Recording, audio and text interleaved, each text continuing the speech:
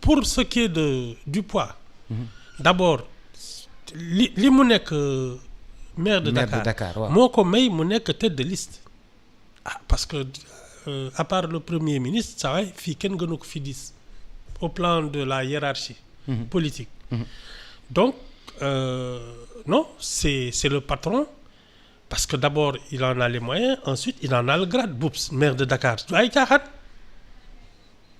Moi j'ai pas compris que les gens de Pastef là qui se disaient oui ñun mën nañu kii daal bàyyi ñun ñu dem fële ñi dem Thiès ñi dem nu mu tuddati ñi dem Casamance. C'est une faute politique Ousmane Sonko dem Casamance Barthélémy Diaz jël Dakar. C'est une faute politique qu'ils vont payer. Ouais, mais ça da nga ko fi waxoon moo tax ma dellu si. Da nga ko fi waxoon ne ma Ousmane Sonko warta dem Casamance Dakar la war a jël. Man de tu sais Wade.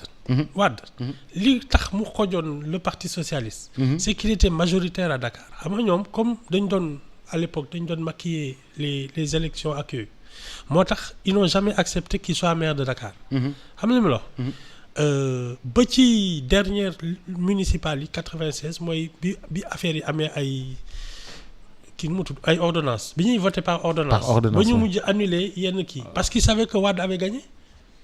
Wade a toujours gagné à Dakar te loolu ko mayoon doole mais officiellement musuñu nangu mu nekk maire de Dakar suñ ko joxoon mairie de Dakar dès 83 parce que li indiwoon affaire u sondage boobu journal Liberté boobu. C'est que dans les sondages Wade était majoritaire à Dakar ñu ne lu tax ñu koy tudd et ça a montré sa force dooleem yëpp c'est que moo fi gënoon 10 à Dakar. Mais ils n'ont jamais accepté qu'il soit maire de Dakar parce que suñ ko defoon maire de Dakar ay 84 jëm kaw mais boobu benn voyage lay def Abdou Diouf parce qu'il aurait les moyens de le combattre. Non la mairie de Dakar man dama xamul. C'est pour ça que quand c'est un opposant qui est maire de Dakar affaire bi day metti. D'abord la gestion même de la ville et comme c'est la capitale économique et politique boops les problèmes commencent.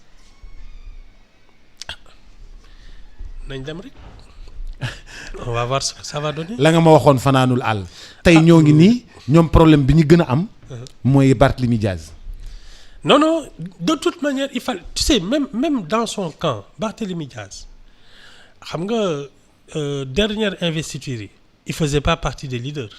Oui. Maintenant c'est lui le leader. Pour te dire à quel point nekk maire de Dakar ça l'a propulsé au-dessus de tout le monde. bi ñuy naan dañuy investir tu te souviens pas bi weranteeg yooyu ba Ousmane Sonko ne passe ma Barthélémy Diaz yow leader yi ñoo ne lii defal lii c'est pas ça. Léegi Barthélémy Diaz c'est lui le leader. C'est la mairie de Dakar qui te donne ça. Boups en matière politique d'abord tu as une base un fief loolu c'est important. Deux tu as un grade électif député wala maire wala yooyu mais c'est important parce que c'est l'équivalent d'un ministre. Fii il faut compter avec Barthélémy Diaz. C'est le maire de Dakar. Qu'on le veuille ou non. Oui par force là. Moi je sais pas à quoi les gens pensaient mais man j'ai toujours dit. Non wax nga ko fi moom wax nga ko fi moom. Même Khalifa Sall fi mu nekk nii on l'entend même plus da ngay foog ne nekkatul ci dëkk bi wala du loolu. Non c'est Barthélémy Diaz c'est le maire de Dakar. Donc d'accord nga ni kon ñee defoon nañu erreur bi nga naan Ousmane Sonko bu bëggee doon lu muy def mais bien sûr bu bëggee jël nguur gi na jël Dakar.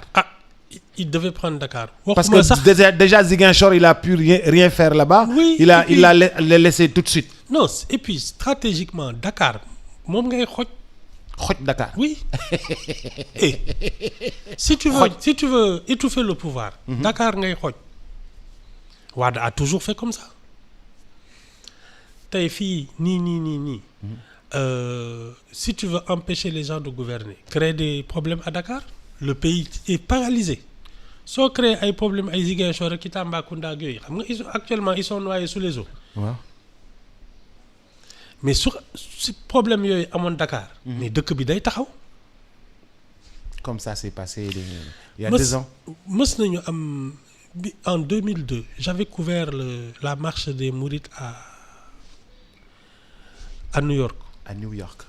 léegi mu am benn je pense qu'il est décédé te santoon Mbaye la te il avait finalement créé un parti politique ak yooyu moom waa New York la woon c'était un Américain. Enfin il travaillait aux États-Unis Mbaye la santoon.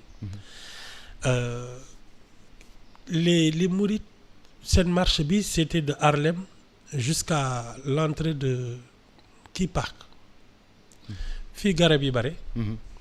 Central Park. Central Park. waa ji ne ñu si ils veulent donner du retentissement à la marche c'est sur la 5e avenue qu'ils doivent marcher. Ils peuvent faire ces trucs-là sur Harlem pendant des années, personne ne le remarquera. S'ils marchent sur la 5e avenue, le monde entier sera au courant. Parce que c'est le cœur des affaires, c'est le cœur des trucs. C'est la même chose, Dakar, ce côté, Sénégal, il n'y a pas d'autres noyés. Barthélémy Diaz, on n'a pas fini d'entendre parler de lui.